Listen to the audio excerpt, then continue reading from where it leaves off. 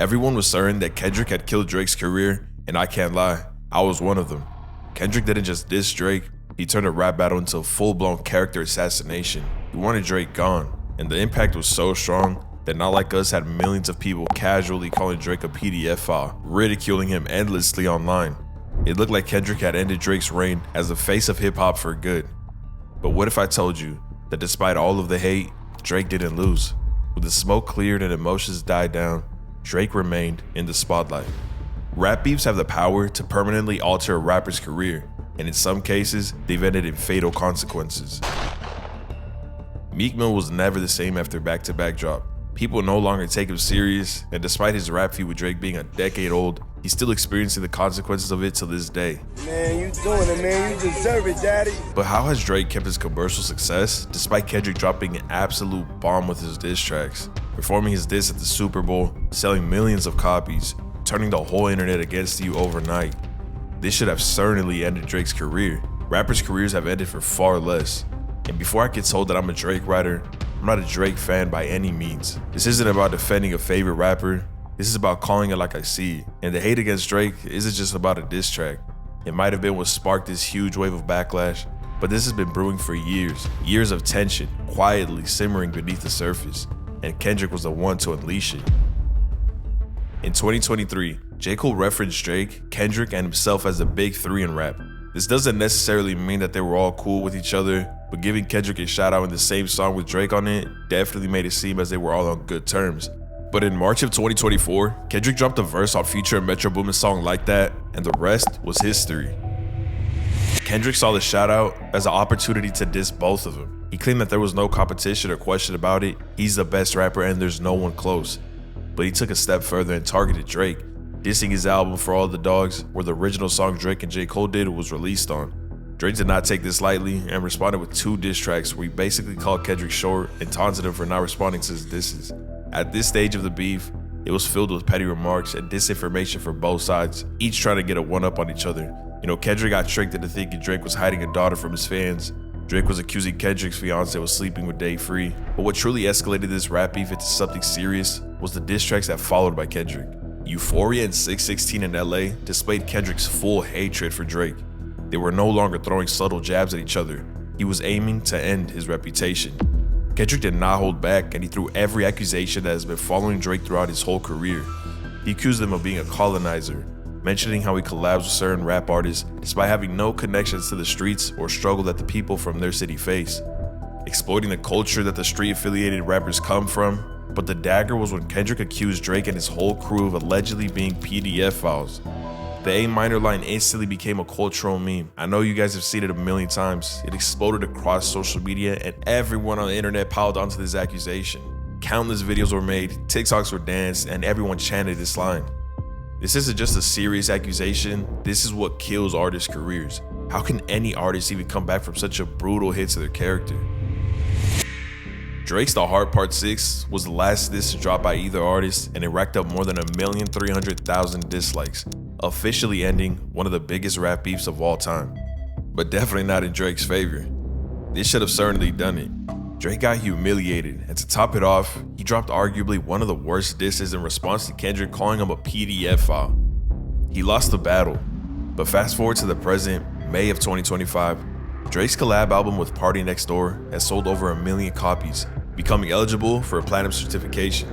His 2016 album Views has had its biggest streaming day of the decade with over 4 million streams in a single day. Trust Issues has surpassed 500 million streams just on Spotify, becoming his 62nd song to hit this milestone, the most from any rapper in history. And even FIFA's president Gianni Infantino has publicly stated that he'd like Drake to perform for the first ever halftime show at the World Cup. Drake, because you were at the Super Bowl, Kendrick Lamar dissed him at the Super Bowl. That's a good idea. Actually, Drake was with us when we announced the host cities of... You might be onto something here. Do you know how insane that is? From millions of people calling you a PDF file just a couple months ago, and now there's a chance of him performing at the biggest sporting event in the world, which on average breaks more than 1 billion people watched. How is this possible? What many fans have noticed is that the hate towards Drake just felt forced, with comments such as, "It's impossible to hate this man. People really think Kendrick is better. Drake hate is so forced though. I feel like people low-key enjoy Drake more. Kendrick is also amazing, but Drake is way more fun. Drake's hate is so forced. And these comments have been racking up thousands and thousands of likes. It became trendy to clown on Drake. Fans were riding the hype train, which I can't argue with. We haven't seen something to this extent in the rap scene in a very long time. Two legendary artists going at it. It gave fans something to be excited about and something to cling on to. But with every joke and every meme, every tweet, it became more and more popular to hate on Drake. But online narratives began to shift. The overwhelming hate started to simmer down, and it felt like the fans were burnt out from the constant push against Drake. People began to feel like the claims and rumors that were countlessly reposted online didn't actually hold up when you looked into it closer. But people who are telling the truth, they'll back that up with something, right? But so far, nothing has been backed up with it. Therefore, what he has done isn't that it's smart, it's that he was willing to cross a line and say something without having evidence behind it, at least for now. So we're still waiting for that evidence. The momentum that once felt unstoppable had quickly turned into a wave of speculation. But I need everybody to accept that when Kendrick got in that booth and decided to rap about Drake being a pedophile, he accepted that there might be consequences. Right. And those consequences would be because of his own words. Fans felt like the internet was trying to cancel Drake just off the accusations that Kendrick rapped about, rather than confirmed facts. And that's when the fans started pushing back. Many people felt like the hate was becoming performative. It seemed like it wasn't about the music anymore. It was about trying to erase Drake entirely, end his career, dethrone him from being the top rap artist throughout all these years. And this was Kendrick's chance. And for many, that didn't sit right. They weren't necessarily siding with him, but I couldn't tell you how many people I saw that were just tired of the one-sided outrage. Learn how to think, bro. Don't get so heavily influenced by shit you see on the internet, bro, because I was convinced that the album was gonna be ass, bro. The backlash and narrative being pushed onto Drake left a bad taste with his fan base, and time after time, they kept showing up. It turned fans to stans. But between all of the noise, something sparked concern within Drake, the label politics behind the scenes. Drake is signed to Republic Records, a division under UMG, Universal Music Group. Kendrick also releases music with distribution help from Interscope, which is also under UMG. This beef wasn't just a collision between two rappers.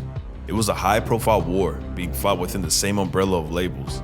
And many people spectating the battle questioned how much of this was truly organic and how much was being controlled by the industry.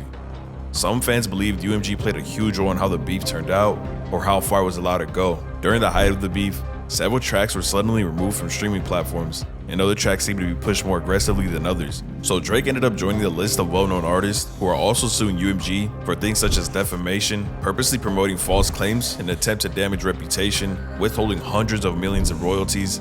Even Tupac's estate has sued UMG for the fire that happened back in 2008 that destroyed many master recordings and unreleased music, which fans have called out UMG for seemingly having a series of poor management. And as a spokesperson for Drake has stated, Drake is holding the largest music conglomerate in the world accountable for its actions and doing so without fear. Now, do I totally believe that Drake has a strong case in this lawsuit? Not entirely. But Drake definitely believes that there was someone behind the scenes pulling the strings in order to make sure that his public image was destroyed to the fullest extent. But in my opinion, the fans are what ultimately decides who wins a rap beef. And what's wild is that despite the L Drake took, he's still standing. Drake has had the whole world, is what it seems like, against him. Drake clearly didn't win the beef, but surviving a loss in one of the biggest battles in hip-hop requires more than just PR help. It requires real support from his core fans. Drake went back to dropping music like nothing happened. And whether you like it or not, people are still listening. Drake just became the first artist in Spotify history to surpass 115 billion streams. And this raises a bigger conversation. What does losing a rap beef really mean today? In the past, when most rappers took a loss like this, they disappeared. It ended careers. Ja Rule versus 50 Cent, Meek Mill and Drake, Eminem and Benzino, and the list goes on. But nowadays with social media, fan bases, and the rise of streaming, it's more complicated. You could lose in the battle, but if you're still in the spotlight, you haven't lost the war.